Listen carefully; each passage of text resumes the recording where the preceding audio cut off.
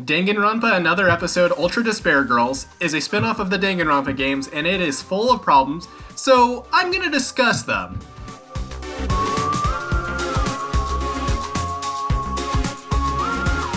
Of all the people that could have rescued Kamaru, it had to be Byakuya. Sure, hand a weapon to a victim. That's totally smart. Did anyone at the restaurant even bother to look out the window? If any of them did, they'd realize that Kamaru wasn't insane. This isn't a true Danganronpa game. Why am I a high school girl running around and shooting robots? Where are the class trials? Each type of bullet the hacking gun uses is thrown at you right away and taken away from you later. Why wouldn't you just give one type to start rather than overwhelming the player like that? Are you telling me that children are behind this mess? A side-scrolling section, because this was necessary. Of course, something would happen when Kamaru is close to getting away. Nagito Komaeda is the servant working for the children. They could have come up with a random character to play this part, but they had to choose him. Why does Nagito break the fourth wall?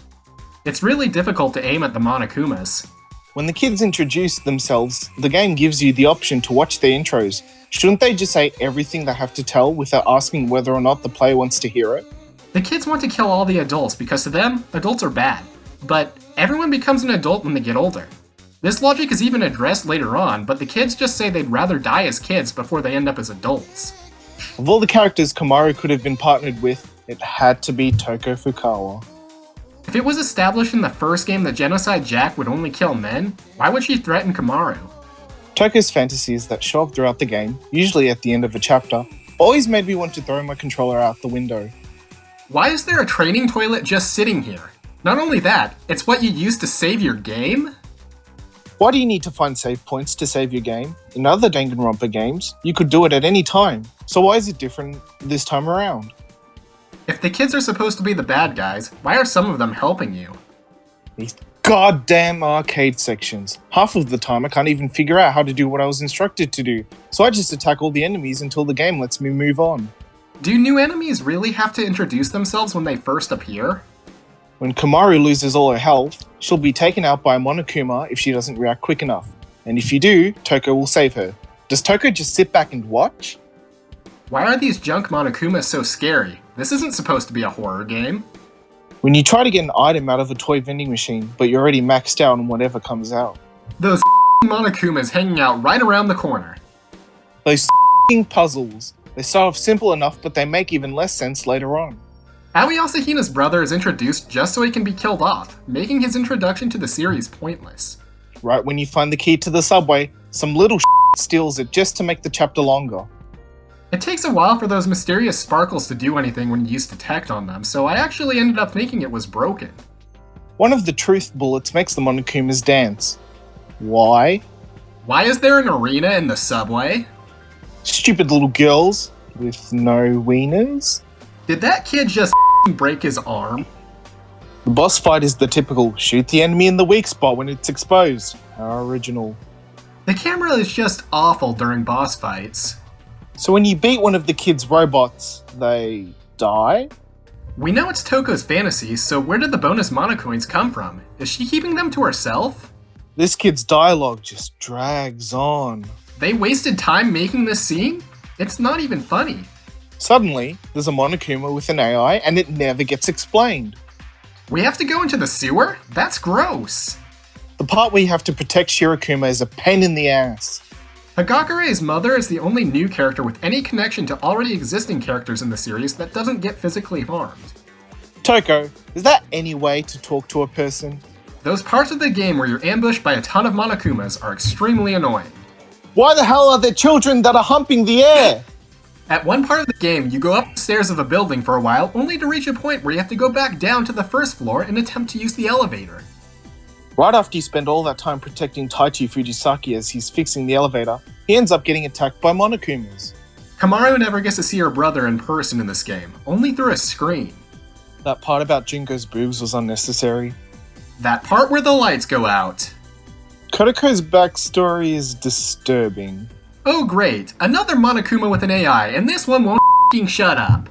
Finding the singing child is a pain in the ass. I pretty much always get caught. It's not surprising that Monokumas found the secret hideout and attacked, but why were Kamaru and Toku accused? If they really were responsible, they wouldn't have tried to save your dumb asses. Komaru falls for this kid's obvious trap. So these kids just want to lead Genocide Jack to Komaru? Why? Tentacle rape. Genocide Jack removes clothes from the kid when she attacks her. How were they even allowed to put that in this game? Why is it that when you win against one of the boys, they f***ing die, but the girls get to live? This game is sexist. So one of the kids is going to let Komaru leave the game? Why not just kill her right there if she's that much of a problem for your plan? The part where you have to protect Nagisa is annoying. Nagisa's parents forced him to stay awake just so he could do nothing but study. No wonder he dislikes adults. These kids were tainted by Junko and Ashima? Why can't I go one Danganronpa game without hearing that bitch's name? Toko was supposed to betray Komaru from the start. You have to fight Genocide Jack, and when she hits Komaru, her clothes come off. Komaru's clothes are magically fine if you get hit. They should have retained their battle damage.